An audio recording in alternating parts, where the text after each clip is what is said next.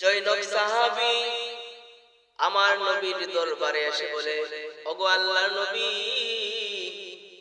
আমি সাহাবী এতটাই গরীব, আমার ফ্যামিলির মধ্যে কোনো শান্তি নাই, অশান্তি নিয়া ফ্যামিলি চালাই, ঘরের মধ্যে কোনো বরকত নাই, কোনো আয় উন্নতি নাই। ওগো নবীজি, অভাব অনটনের মধ্যে আমি আমার ফ্যামিলি নিয়ে সংসার চালাই। ইয়া রাসূলুল্লাহ, ইয়া হাবিবাল্লাহ, কি করলে আমার ঘরের মধ্যে শান্তি আসবে, রহমত আসবে, টাকা পয়সা ভরপুর হবে? আল্লাহর নবীকে যখন এই কথাটা বলে, আল্লাহর নবী বলেন, ও সাহাবী, আমি নবী তোমাকে এমন একটা আমল শিখাইয়া দিব, যে আমল যদি তুমি করতে পারো, আল্লাহ রাব্বুল আলামিন ওই আমলের বিনিময়ে তোমার ঘরের মধ্যে অসংখ্য টাকা দিবেন, ঘরের মধ্যে রহমত হবে, শান্তি আসবে, অভাব অনটন দূর হবে। সাহাবী বলেন, ইয়া রাসূলুল্লাহ, ইয়া হাবিবাল্লাহ, আপনি জানায়া দেন কোন আমল করলে আমি আমার অভাব অনটন দূর হবে, সংসার শান্তি হবে, টাকা পয়সার মধ্যে রহমত বরকত আসবে। আল্লাহর নবী বলেন, ও সাহাবী শুনো, তুমি যদি সূরাতুল ইখলাস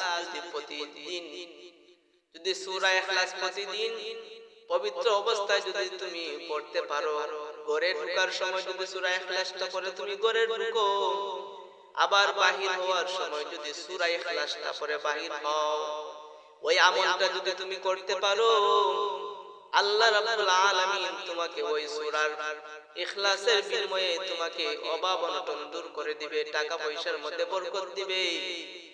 আল্লাহ রাব্বুল আলামিনের বিনিময়ে তোমার অভাব অনটন দূর হয়ে যাবে। সাহাবী আল্লাহর নবীর কথা শুনে শুনে যখন সূরা ইখলাসটা আমল করতে লাগলো, এক পর্যায়ে সাহাবী গরীব থেকে ধনী হয়ে গেল। যে সাহাবী নবীজির দরবারে প্রতিদিন আসতো, কিন্তু ওই আমলটা করার কারণে এত সম্পদ বেড়ে গেল, নবীজির সাথে যোগাযোগ করতে পারে না সম্পদের কারণে। হঠাৎ একদিন নবীজির সঙ্গে দেখা, আমার নবী বলেন, ও সাহাবী, তোমার কি অবস্থা, কেমন আছে এখন?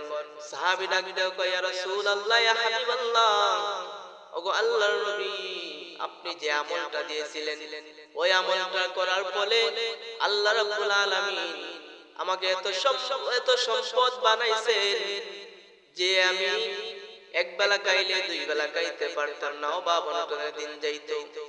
আপনি যে আমলটা দিবেন, ওই আমল করার কারণে আল্লাহ রাব্বুল আলামিন এত সম্পদ দিবেন যে সম্পদ আমি নিজে খাই এবং অন্যকে বিলিয়ে দেই। বলেন না সুবহানাল্লাহ।